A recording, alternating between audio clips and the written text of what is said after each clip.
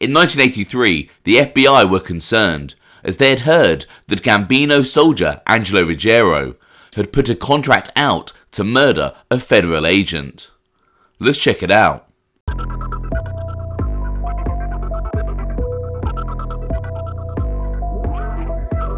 Welcome to OC Shorts, bringing you detailed historical snapshots of the American Mafia and other organised crime. Feel free to subscribe if you like that sort of thing. Today, we're going to take a quick look at the time when Gambino soldier Angelo Ruggiero allegedly planned to kill an FBI agent. And don't forget, for bonus videos and content, sign up to OC Shorts on Patreon for just $3.50 per month. To support the channel, click on the link below. In August 1983, Gambino soldier Angelo Ruggiero was arrested for heroin trafficking. Also arrested were Salvatore Scala, John Carneglia, Joseph Giuliano, Anthony Moscatello, Michael Coiro, and Mark Reiter.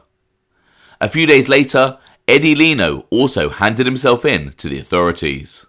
As one newspaper reported, according to the FBI complaint, the charges result from hundreds of hours of conversations recorded through listening devices planted last year at the home of 43-year-old Angelo Ruggiero of 370 Barnard Avenue, Cedarhurst, Long Island.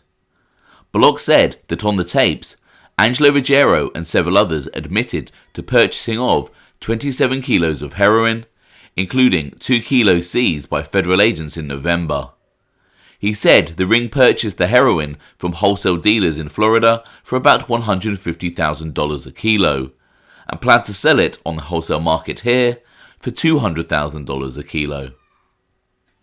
Ruggiero made bail by securing his bond against his property, valued at $415,000, and also $98,000 in cash. Technically, dealing in narcotics was prohibited for made men in Cosa Nostra, and Ruggiero's well-reported arrest put him in an uncomfortable position, as is well documented. Although history shows us that narcotics trafficking has been a steady fixture in the American Mafia for decades, despite the alleged ban. In September 1983, not long after Angelo Ruggiero had been released on bail, Gambino Family Consigliere Joseph N Gallo was interviewed by the FBI. The FBI had several matters that they wanted to discuss with Gallo, but most importantly for them was a rather alarming rumour that they had heard concerning Angelo Quack Ruggiero, as reported in the following FBI file. Special Agent then stated to Gallo that his primary purpose in speaking with him that day was a matter of even more importance and severity. SA related to Gallo that the FBI had recently received information from reliable sources that Angelo Ruggiero and redacted name were both spreading the word with their street people that they wanted to kill the FBI agent responsible for Angelo's current problems. According to the file, Angelo Ruggiero wasn't acting alone, but his co-conspirator's name is redacted. However, we can speculate that it was perhaps one of the men arrested with him on the drugs trafficking charge. Perhaps someone like John Carneglia, Salvatore Scala, or Mark Reiter. The file states that when Joseph N Gallo heard this news, he was immediately surprised and obviously taken aback. Joseph N Gallo had been a made man for several decades, and throughout his long criminal career would serve as consigliere for 3 family bosses: Carlo Gambino, Paul Castellano, and finally John Gotti. He was a mobster respected across the 5 families.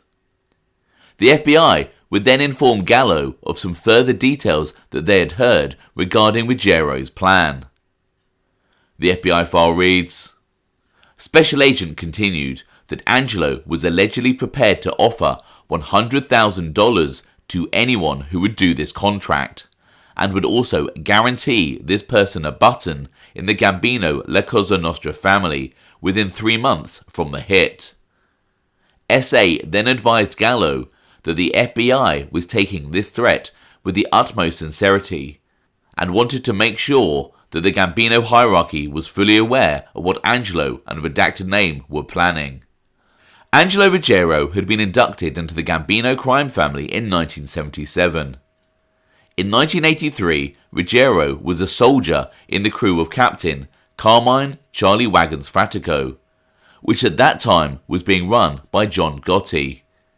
Gotti was acting captain due to Fatico having legal problems and being under house arrest. The file states that Ruggiero was guaranteeing that whoever carried out the hit would be inducted into the Gambino family. However, Ruggiero was in no position to make such a promise. At that time, Paul Castellano was the boss of the family, and he was never going to sign off on the induction of someone who had murdered a federal agent. On hearing the details of what Ruggiero was allegedly saying about murdering a federal agent, Joseph N Gallo, the family consigliere, shut down the idea that an FBI agent's life was in danger. Gallo then spoke candidly with the FBI about Cosa Nostra protocols. The FBI file reads, Gallo emphatically stated that he did not consider this threat to be a valid and meaningful proposition. He vehemently denied any knowledge of this matter.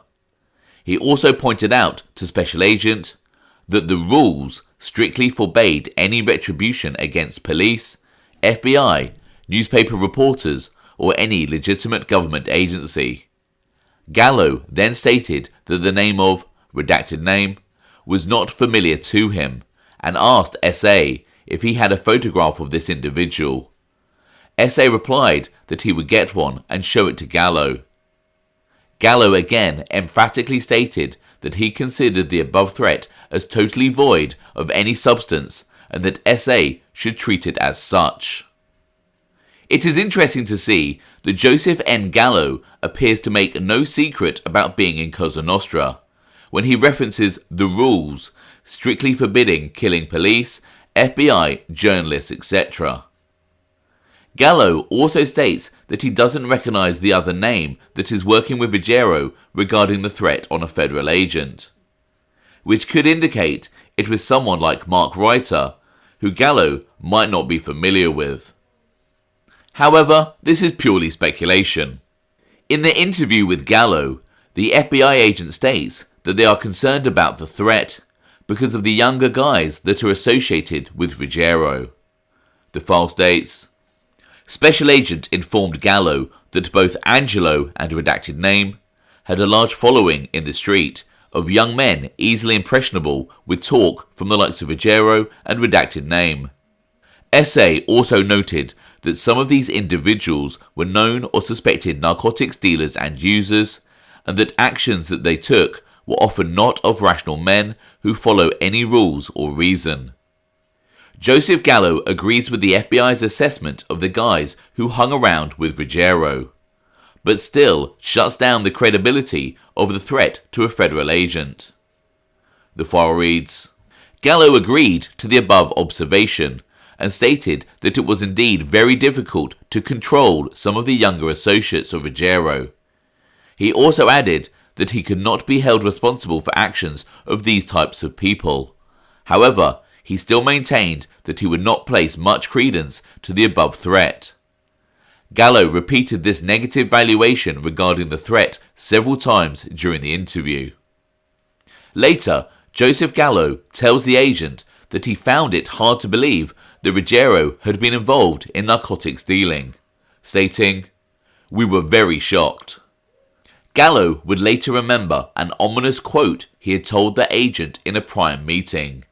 The file states, Gallo recalled a previous statement to SA by saying, "Remember what I told you before. Anyone who gets caught dealing in narcotics gets everything that they have coming to them." Gallo clearly insinuating that the mob has a permanent solution for members caught breaking the supposed ban on dealing narcotics. In the end, no FBI agent was murdered, which is exactly what Joseph N Gallo had stated and reiterated again at the end of his discussion with the FBI. The file states, in parting company, Gallo again told Special Agent not to put any credence in the matter of the threat. He said, "Don't believe it. Not in a million years. It would not happen." Special Agent and Gallo parted company on very amenable terms. The above interview lasted from about 12:30 p.m. to 4:30 p.m. What is interesting about the file is that it shows the type of interaction that Gallo, a high-ranking mobster, had with the FBI. Ultimately, the alleged threat on an FBI agent's life could be put down to Ruggiero just showing off in front of some younger guys. Joseph N Gallo was sentenced to 10 years in prison on the 9th of February 1988 for racketeering. He was 76 years old at the time. He would pass away 3 years later in 1991. Angelo Ruggiero would die of cancer in 1989, after being shelved by his old friend and then family boss, John Gotti.